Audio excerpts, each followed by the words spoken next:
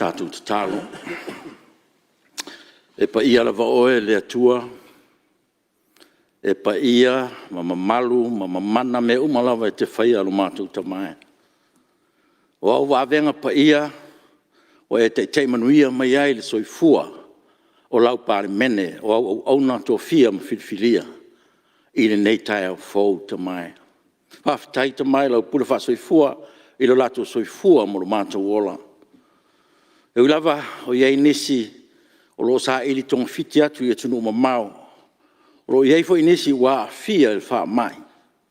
O iei fo isi o toi taliu manuia mai, i sa ilinga tong fiti sa e atunu mamau. Vi ia lava lau fio te mai, e te leo tu lafo ina lau Palemene, o lo e anga le leipea lo mātou tama. Whaftai o manuia si o mātou atunu atoa, mai lava i maunta tele, se e o lava i se o pito i titi. E ui lava i nei wha mai le li e, au mātou langona ina le mawhanawhana lo pai mai, ma lo soa soani mai, ma lo whasoa mai, ia ma lo wao mai ia i mātou, i le tūlanga ua mātou o iai le li e. Mātou te tālo whaatau anau le li e, fio mai alo nganga pa ia, na se to ia le nei Palemene, ia whaanga solo, ana mta upu nei aso le li e, ma le nei fo i vai aso lo mātou te mā. Wha mai moe lava, i le nganga o lau fio te mā. E taito rua ina lo mātou whatau waa ma lo mātou le ato toa le li e. Mātou te atoa ai me uma mātou te whaia le li e. Wha manuia tapo inga si o mātou atunu. Mai lava i maunga tele, se i oi, se o au pito i titi le li e. Wha manuia fo lo atunu, i le rufafo ma le rufale fe au mga aluenga nei aso. O se ma whale tonu o lau Palemene le li e o mātou te talo. Ai alofa, wha pale mai, wha mangalo mai. E ala lava ia Yesu Keriso lo mātou li i mo lo mātou whaola. Amene.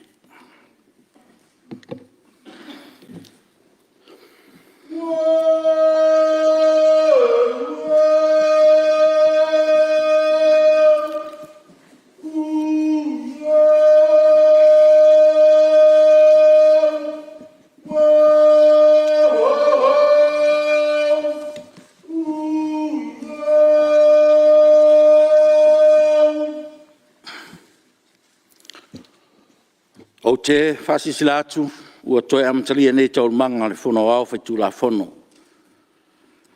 Whaalinga mai le tai o maota. Tu sai mai tu la whono tu mau fits furu ono le Palemene, ua tui natu nei le whaalinga le whono au whaitu la whono, mo le ilo le ina o le tu la whono tau whaofi whaalia i nei. Tu la whono tau whaofi o tau teunga o le tu la whono so tanga vale leo leipa, mga luenga lua o lua lua. Tu inatu le nei aso lua lima o Aperila, tau sanga lua o lua lua. Sainia, ona pofia me na omi mta afa, tai o maota.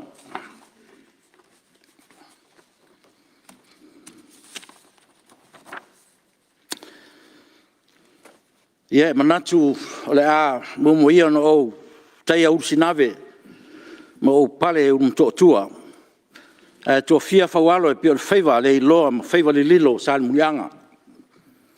O si foi lo waa, e anga ma o ula, le muia ina nei sopolangi, le malu o tapuitea, o lele wa talata whaifa le maota, e peo na foa, na soro sui, e se e Malae o Tiafau, o le whaautu ngā tangi a Samoa.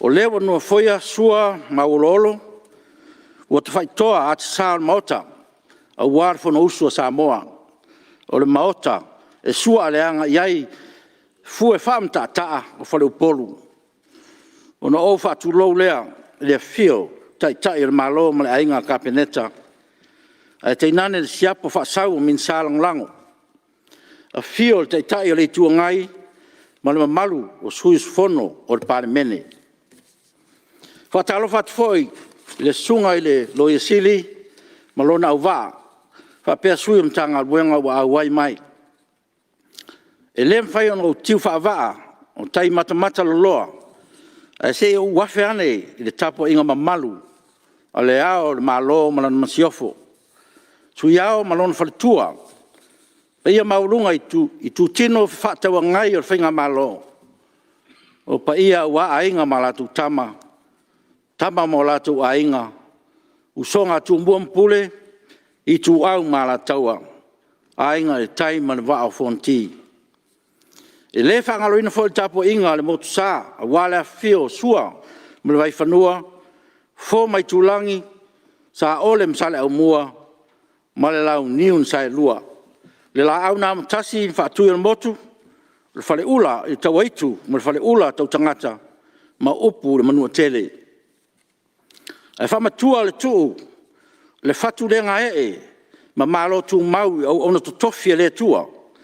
O lo fatuna pa ugia I so se fatu fai taulanga. Ula e ula, pale pale. O tatu toe, ulu mea fatu fala I le alofa ma le anga le leifa aliali, o tapa ausili le langi. E ofo lofa atu, fatalo fatu, I le suafa maan malo Yesu Keriso le au le kalesia, manuia le usunga fono le nei taiao, manuia le tapo inga ale atunu. Isi fasisilanga fonfitalai. O le afafonga o tatu maota le nei taiao, o lo faawau pea on fatatia lo lawa fono ia polo inga o falavelave tutupu fafuse. E iei fo te tonunga, o tatu sirfia uma ia inga, o fatulanga mo puipuinga o le fo mai ko vitis fulmaleiva. O lo faawau tai nisi o ngā luenga, o fatulanga le tatu ofisa, mo le whaia o suenga, tests, mo le mamalu o le Palemene. O le foi au wai mai sui o tanga ruenga o sui fua maloloina, e mwhai foi o na langolongo atu, I na ngā ruenga o lo whea ngai, ma o tatu ofisa. O ana nafi I tatu preceding, sa whatino e tests mo lo o tō mamalu. Pe a whai e iaise sui fono, e rei au wai mai ana nafi, mai rei whai e foi sana test ana nafi, o lo maua le avanoa le maota e masani on tari eri sua le maru le Palemene mo le whaia o tātou suenga. O le ala lea o le mwhai o na au wai mai o le atunu lau tele ma sui o mtanga ruenga e tātou tauru manga o na o le tau mwhai lava I usta ia ai a inga o puipuinga. O le tatalo o le whongfitalai I tātou ngā lurue whaatasi mo le tau sisia o ai a inga ma puipuinga o whaatulanga mai e le kapeneta ma le tātou so official so fua malolo ina.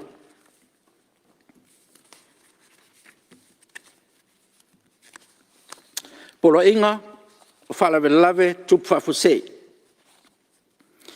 E fasisi latu le mamalu le Palemene o tauri maina nei polo inga o falavelave tupu fafuse mo le kovitis fulmaleiva e pei on whaamaonia e lana fionga o le ao le malo tui maleri whano wale toa so alau vile lua I lunga o le whautuanga o le kapeneta e pe ona ta ui lalo mo le whaatatiaina I le laulau a whono. Poro inga whalavlawe tupu whafusei numera fulmale fitu na mata whaamaluina le itu la e se fulmale lua o tasi I le tae ao le aso lulu lua sfulu Aperila lua o lua se ia au lia le itu la e se fultasi lima sfuluiva I le po le aso lua, tolu o me, lua o lua.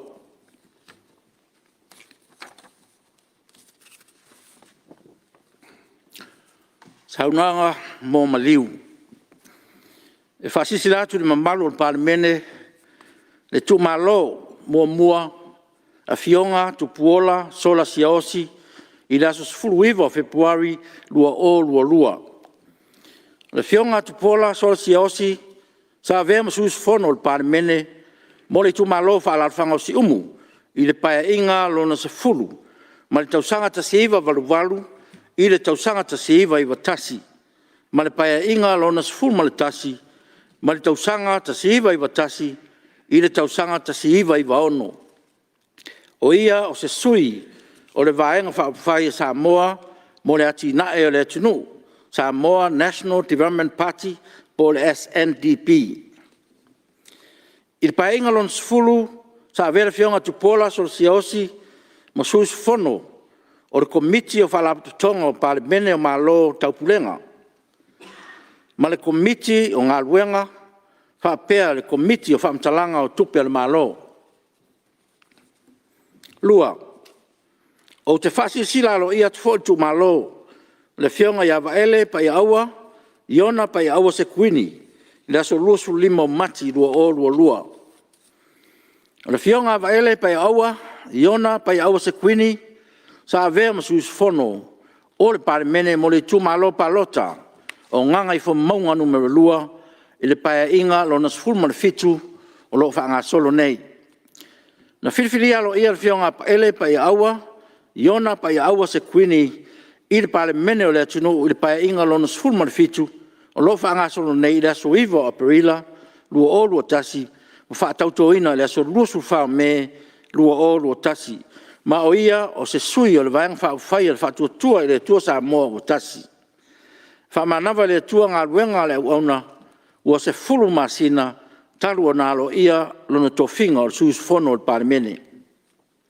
Na whaamaunia le fono au awhai tula fono, le asufa te sema lua o lua tasi, le tofia ma filifilia o ia, e avea ma suis fono nisi o komiti wha Palemene, e awhi ai le komiti o tula fono tu mau, ma ta aupu tau whainga palota, ta sanga ma to finga wha vai, wha pēr le komiti o tupe maua, ma tupe tutongi.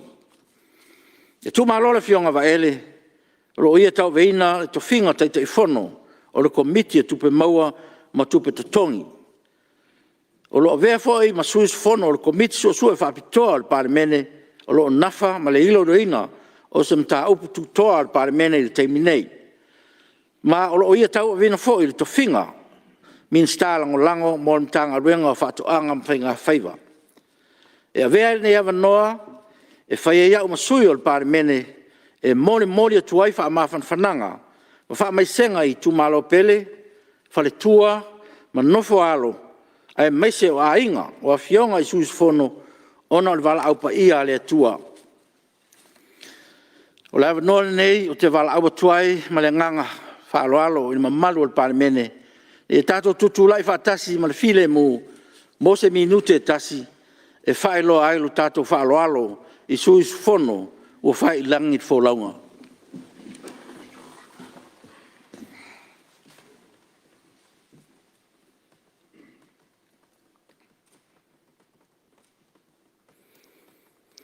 Lo mātou tamae o le langi, o lo mātou tua oe tō tasi, o oe o le ao le kalesia mātino uma, o e foi u whaavae iai lo tunu uma le nei Palemene. O mātou laulau tutu ma le loto whaafitai, o na o ona na e tutofi mo le Palemene o lo tunu, o e whaamana waina la fe au ma ngā ruenga. Whaafitai au whaaminianga sa tauala mai, i lo laso i fua tautua, mo le nei Palemene. Unga, na ia whaapuna whanaua i mea sili, mātou te whaia, mo le whaasilisili ina o lovi inga, ma tau ami o tonu inai mātou, o ni au auna whaatau waa i o luma. O no Jesu Keriso o mātou talo tuai nei. Amene.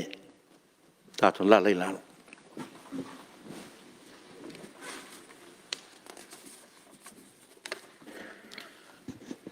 Tui nātu o pepa. Mo mua, pepa le Palemene lua whilu sultasi, pa lua whilu sulua numero fasu malvalu, li poti whale tausanga le mtanga luenga le Palemia mal kapeneta, mo le tausanga whale tupe lua whilu sfulu, lua whilu sul maltasi. Lua, pepa le Palemene lua whilu sultasi, pa lua whilu sul malua numero fasu malaiva, li poti whale tausanga le whala putonga o maalosi whaile tise, mo te osang whale tupe lua whilu sfulu, lua whilu sul maltasi.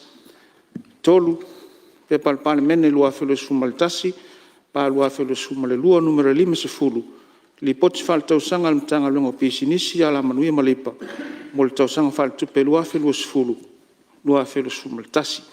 Fa, pepa le Palemene lua whilu sul maltasi, lua whilu sul malelua numero 5 sefulu tasi, li poti whale tausanga le pulenga le suavai, mo le tausanga whale tupe lua whilu sfulu, lua whilu sul maltasi. 5, pepa le Palemene lua whilu sul tasi, lua whilu sfulu lua numero 5 sefulu tolu, li poti whale tausanga le Universitea o Samoa, mo le tausanga whale tupe lua whilu sfulu, lua whilu sul maltasi. Ono, pepa le Palemene lua whilu sul tasi, lua whilu sfulu lua numero 5 sefulu malfa, li poti whale tausanga le pulenga whela ua inga le lau ele, mo le tausanga whale tupe lua whilu sfulu, lua whilu sul maltasi. 7, Pepa Palemene lua filusutasi lua filusfulua numero 505. Li poti faletausaga le falaputoga o vaa Samoa mo le tausaga faletupe lua filusfulu lua filusfumaltasi. Valu Pepa Palemene lua filusutasi lua filusfulua numero 501. Li poti faletausaga le matagaloga tinā ma tamaitai a tina o nuu mafioaga maga fesoatai mo le tausaga faletupe lua filusfulu lua filusfumaltasi. Ma le iva Pepa Palemene lua filusfulutasi lua filusfululua numero 507. Li poti faletausaga le matagaloga soifua malōlōina mo le tausaga faletupe lua filusfuluiva lua filusfulu ma le faloalo laufioga. Lafo al komisi fa Palemene. O te tapala laufioga sui fonftalai ma sui te fono fo ile al komisi mo le lafo.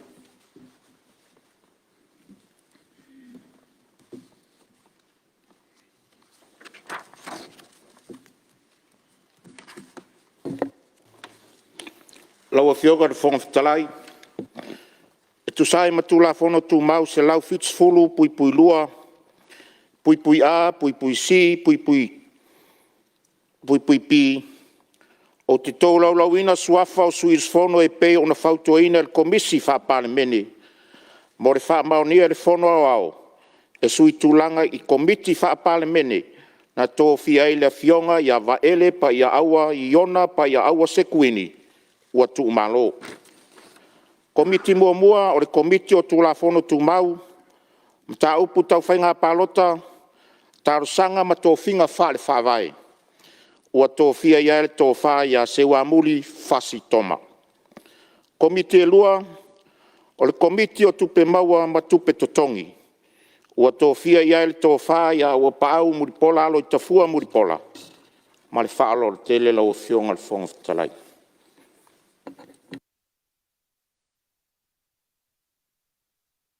O te tapa ma le whaaloalo lau fionga te maitai Palemia, tai le mauta mo lau lafo.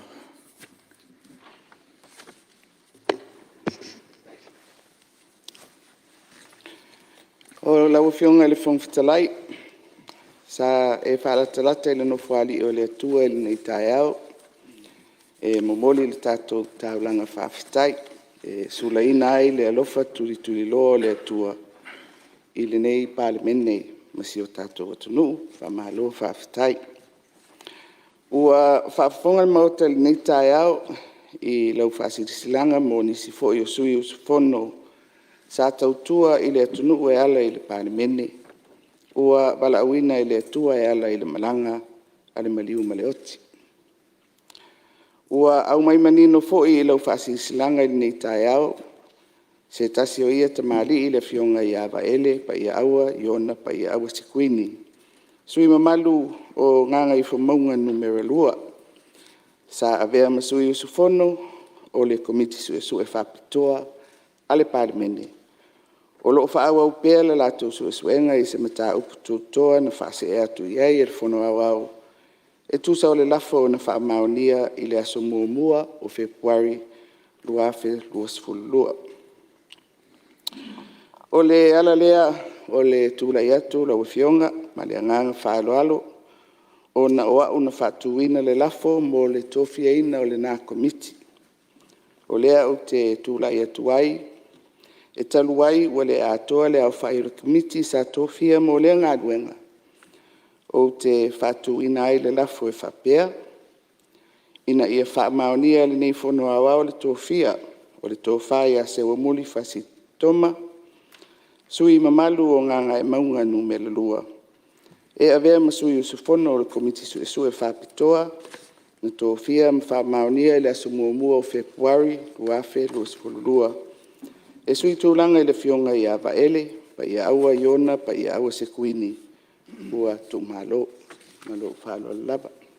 Whaaloina, le fionga sui Palemia, ma le fionga le minsta whatoanga, mwhainga whaiva. Sili, po la whamaunia lafo o e whina ngalo e sau no mali ioe. Au ese le ai. Ua manu malo le ioe. Ngā ruenga le aso tau malo. Whai tau ina o tulafono tau whaofi. Tulafono tau whaofi o tau teunga o tulafono so tanga vale leo leipa ma ngā ruenga. Lua o, lua lua. Whai taunga mua mua. Tula mai lau whionga mi star businessi alam ria malepa. Ona po le atino uwein so alo.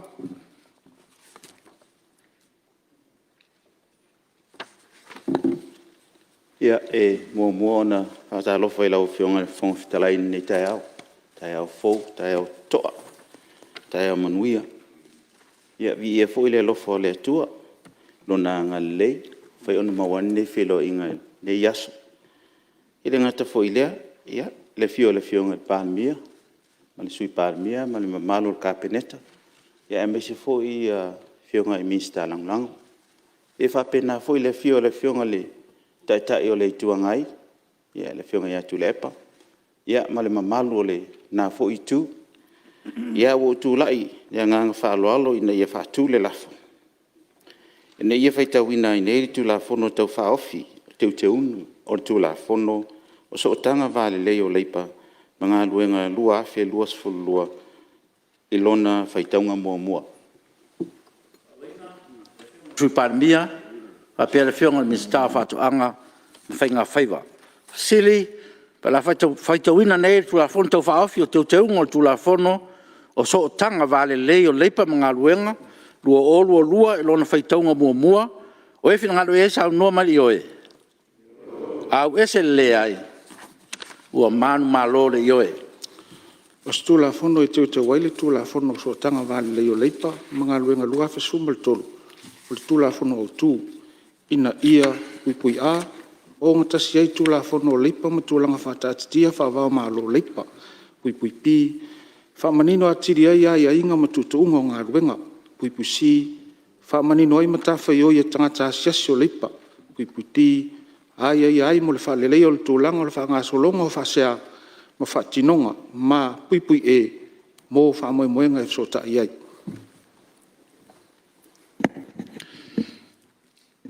mo le sifir mota o le taunu unga leo ngā luenga sa fa tulanga mo tato tau manga o le fono nei e fua lava tatu tau manga i ngā ruenga o mawhai on whatulanga, ma ia tusai fo e lona whaangasolonga, ma ia inga o tatu tula fono tu mau.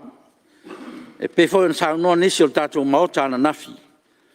E mo mia sina taimia sila sila i le tatu tula fono tau whaofi, mo le tapena ina o tau saunoanga, a o le i o atu le whaangasolonga, sa ausia ia o tau saunoanga le tula fono tau whaofi. O se lao le leifo le nei, e mati ele tapenanga wa o tau saunoanga, a tātou te rei se e atu, i le whaitaunga whaalua. Mo te whia maota, taruai no nisifo ngā ruenga tāua lo whengai ma le kapeneta, ia le am whaifo e na whaauau isi la sanga, e ono tang whia e fo i nisi tu la frontau whaofi. Ia, e na mo mia fo i le a wai atu e o le kapeneta, ia o tasia mafuanga o tātou ngā ruenga nei aso. A o se awa noa fo i e watu ai, se fa manatu i alno foi e tatou komiti filfilia fionga te fono ma sus fono komiti fa Palemene tai tasi e a ona tau sia tatou tula fon tu mau ua ia to di poti me inga luenga na tu ina atu re fono ao mo le ilo ina ua mo le mawina no foa ia o lo iei e le o iei se tulanga fa pea me lea ia tele tatou ngā luenga o nau tu ina atu mo le ilo ilonga ia e mo mia le tatou ngālu lue whatasi ia awa le whaangasolonga o tatou ngāluenga. Te minei leo ta pena potu e 5 o le tatou maota leo tofilau eti arsana mo le whaatalo noina o le tele o tatou ngāluenga e mo mia le tatou ngālu lue whatasi. Me lea o le talo nānu foa tatou komiti taitasi i tau alofangia i tatou ngālu lue whatasi mo le tatou ngāluenga.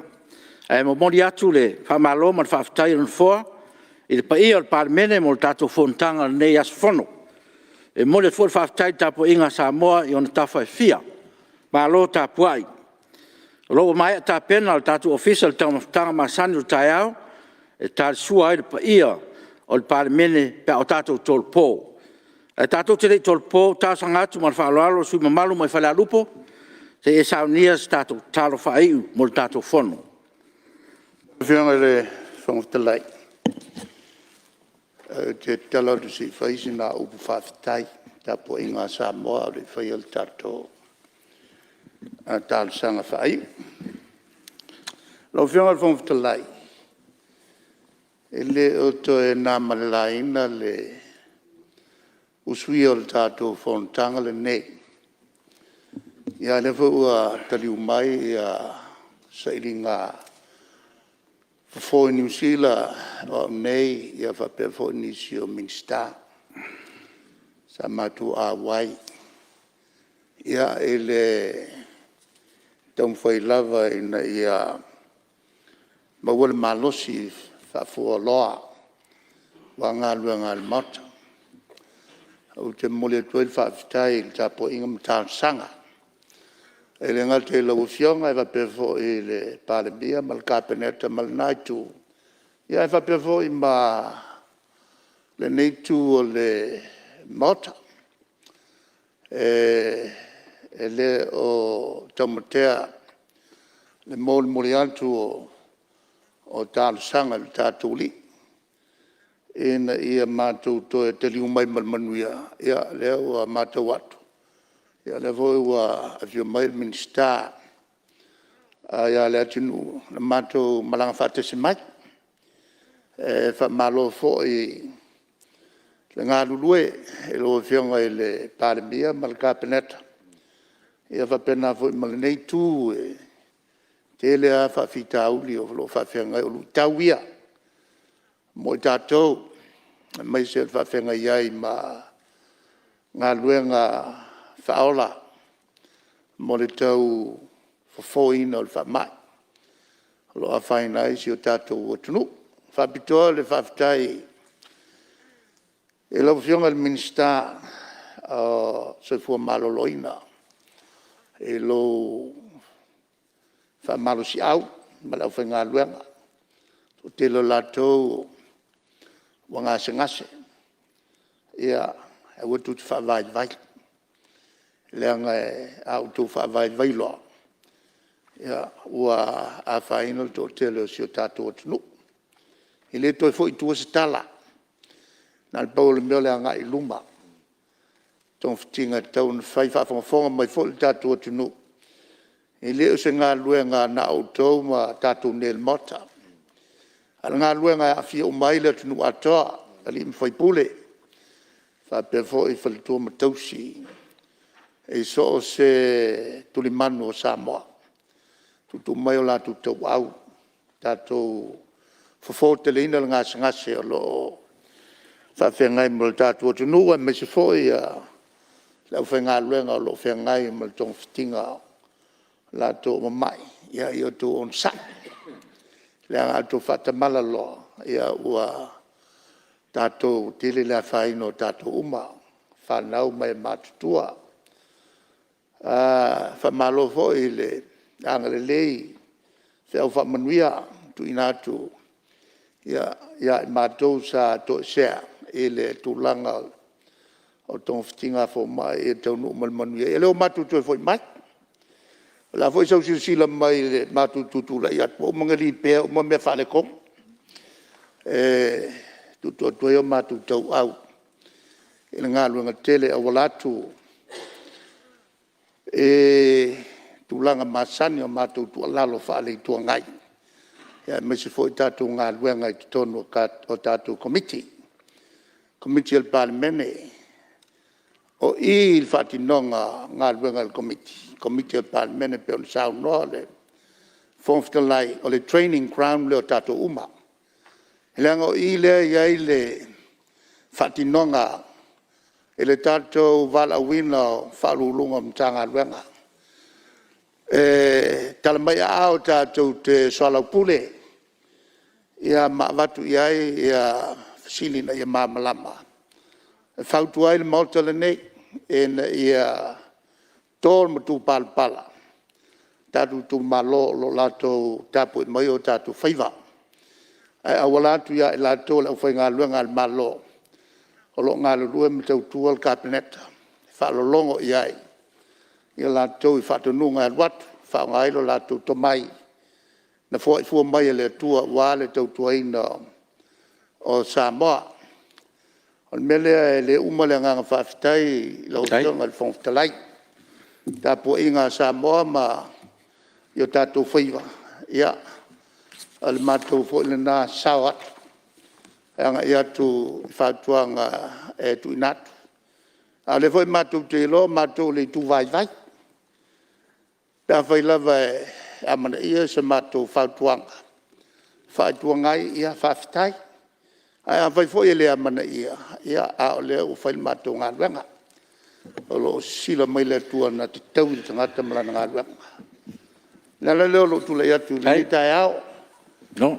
fa malol to fa ele tulanga ua fa pupu ina il tatou fono le so ia se lava vol teimi matou te faita wai e tula fono nei ina ia ato toa se matou sa wai leanga fo il fa tope lau o tatou matau po mai se le tula fono na faita una nei ia fia umai ia tatou tiute tatou e whaia tonu le malo i le whawhenga iai ma lau whainga luenga al malo.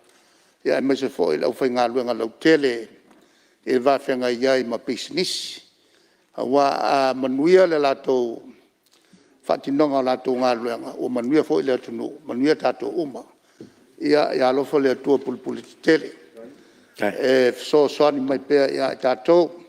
Wha maise fo i le atua e le nganga whanono i ainga o le whionga ia waele o le matu te i whono o se te i whono to mai o se te i whono matuale aia ma se tūlanga e ariali e se wha au ia wha maise le tua sa tongi lana ma wha manuia wha maise fo i le tumalo e va pe voi ona matul fa maisenga le fionga ya patu siosi se mua hunt male lana ye foi tautua el matu teimi sa matu ngalu lue ai le tauto manato le to sanga ya fe se la volvat la matu ngalu lue tono el moto le nei lava vo elon sao ngalue ai mai se ai le teimi sa ngalue ai tono le o le komiti o tupe whautuanga o ngā sa tu mai tu tonu o le tātou mota nei. Ia se whawhtei lea lo whianga whawhtalai. Ia manuia mai le atua le tātou mota nei so fua mai manuia mai se le tunu o tāpoi mai o tātou whaiva. Ia, malo sao noa, lau whianga te te le tua ngai. Ia, tule mai lau whianga te matai Palemene, o sao nao. Whawhtei lau whianga i le whawhtalai mo le awa noa. Ua mai te wina ma le tutoa le whorosanga mulimuli. Alau whionga i le whangawhitalai e tusai ma le whaanga solonga o tātou ngā kuenga. O le fo ua sa noa i al taitai o le tuangai. Ia e tusai fo i ma le auto wa atu i atunu mamau e saili le malosi. Ia ele ngā teileo nisi o le mauta i whionga i minsta ma whionga i whipule. Mai whapenale anganga o le whawhtai le alofo le tua. Ua whaatotoina ma toe whawhauina i le soifua maloloina. Ia, ai maise mō le tātou walauina ma ngā ruenga le nei. O te tūla i atu lau whionga e tūri loa i le anganga o le whaanga solonga o tātou ngā ruenga. Ia, ai maise o lea ua whata oto i luma o le ilunga laulau a fono le polo inga o whalaulawe tutupu whafuasei. Ilona whaanga solonga mai, malona tātia i le taimi le nei, o lo whaagua upea. Mai o mana onga i o le tūla fono, a whapena o na whonoa le mauta fono Samoa. Ia o na whatatia lea o le tātou polo inga lea mo le sila fia. O lau whionga le whangwhitalai ma le mamalu o le Palemene. Ia msalo o oval nei le lua tausanga o tātou savalia pēr. Le whaamalu mai lea o le tātou polo inga nei. Tau whaalawe whafuase. Ai mai se i le whenga iei o le tunuu ma le whaamai o le COVID. Mai ua tele lava i a whianga o le tunuu. Ma ua o mai fo i le Palemene ma ona tiu te tau ave. Ia, lewa tātou mōri mawina. E ia tātou ngā ruenga tu ua whawhainga tāo na turi loa, ai maise ia le pito la au, ale nofo a komiti. Ia, o le nganga fo ila le nā, lau fionga le fonga fitalai, o lea ua tala atu ia tātou babao, i le nei vai tau, ua te tala ngā ruenga. Ia, ele ngata i le malo, e whapea fo i pisinisi tū maoti. Ia, e whapea nā fo i le ngā ruenga ale Palemene. O mātou fo i le kapineta, talu ia tātou babao nei, ua mātou fono i lunga o penga te whailang. O te iloa e whawhainga tāna, whaatino le tūlanga le nā mo le Palemene. Ia, a olo o whaawanoa ina pēa i lalo tātou poloa inga. Le awanoa e mawhai o na ngā lue ai pēa le kapineta ma le Palemene i teimi ia. Ai e tau pēa o na whaawau, ia, ai atu ma le whaangona whaafitai. Ia, olo o whapēnao na tāpena pena lau e whionga ma le tātou ofisa o le fono. I tūlanga o le soifua malo loina ma le puipuinga o tātou uma mai le whaamai. Ai whaawau pēa tātou ngā ruenga. Ia pe o le itu le nā lau e whionga e tulilo ai, nā whau saunoa mai ia le taitai o le itu angai i le tātou ngā ruenga. Ia e mo umia. Wai atu le tātou pepa o ngā ruenga, te le tātou pepa o tuina atu. Ia o le tālusanga le nā i le nofo a taitai fono, ma le mamalu o sui o komiti. Ia e whao ngā fo e tātou teimi nei. E whaawau ai ia le Fonotaga a tātou komiti ma tāpena mai a tātou li poti i le tūlanga o whaangasolonga o tātou ngā ruenga. Ia o se whaupoponga le nā, e lau whionga i whaafitai o loo tū whaatasia le tātou whaamoemoe. Ina ia mawhai o na whaawau i a tātou ngā ruenga. I ala e manino, ia malawa le taimi e whapena o na whai ei le tātou soala upuli. Ia, man tonu whai foi, a wasi fina ngalo o Palemene. Ia, manuia le nei aso, whaafitai. Ua whamalo whaafitai sau noa. Lau whionga te mai tai Palemia. Ia, me se fōi tai o le tua ngai. E leto e whasilia fo se leo no fōa. E whautuanga o tuina atu i tātou komiti. Ia, leo pa o le sau noanga. Le whionga te mai tai Palemia. Ia, me se fōi lango mai le tua ngai ne tātou ngā lava. O nolo iei tātou i puipuinga. Ia, e tātou tau whai le mea ngata ailu tātou malosi. Na ia whaatino ai tātou ngā ruenga. Ia whaafitai fō lewa. Maua lewa noa e watu fōsi whaafitai e le. Tai le tua ngai i le tāpua inga. Lau whionga Palemia ma le kapineta e mese le mautofono Samoa. Ia, malo whaafitai. Lewa tau whaafongaina le nganga le whaafitai. Ia, e mese fōi le whionga le minsta. Sa tu e sea. Ia, ma nisi fōi. Lewa taunu manuia mai. Ia, e ui lava i na tātou tālia fōi ia. Nisi fōi o toi sa ili tong fiti atu. Ia, tātou whamoe moi le tua. Le tua lava e mau ailu tātou soaswani o tātou malua papa. Mau e fōi le tātou tō manga. Me lea, ia, manuia le tātou sairinga tong fiti. Manuia fōi le tātou Palemene. Ia, o tā pāla o whionga le sui maru me whale arupo. Hai uman tātou Fonotaga se tālu. Lai lava se mea lilo i lau sila lo mātua tua. I le nei tai au fau le māta ngofie. Ia urua i tau a fianga i le nei masina lau Palemene. A wā i lato uma ua a fia poto i le maoto i Tiafau. O le fau tu ngā tangi i lau fio. Ina ia tō manua Samoa mo a tai au. Ai maise o ana ngā luenga o loo tau mawhai a tilipea. Ai maise le alofangia e lau fio Samoa mai tonu o le wha mai. O lo pe pesi nei le atunu a toa. Whaafitai foi, wa foi mai ma le manuia, ta maa tutua o esa si ngase i whafo. Wa mātou le fei loa ni loi mata maligi. A ua fei loa i le alofa o lau fio. E whaalia i le nei tai a fau. Ma malu au a alofa ni nei aso. Pe a taape lau Palemene. A wao na fe au whaau a wina. A wā tua o le nei Fonotaga. Ina ia malu pea ma ato toa. Lona whaita wina i le aso, ma le aso. Alo whangia e lau fio, whamtalai o le maota, a wā le puipuinga, a wā tae au ma le ialua, Samoa o poto. O le ale wala au lau fio e ala i lo maturi, whaolo i e tu keriso. Amen. Amen.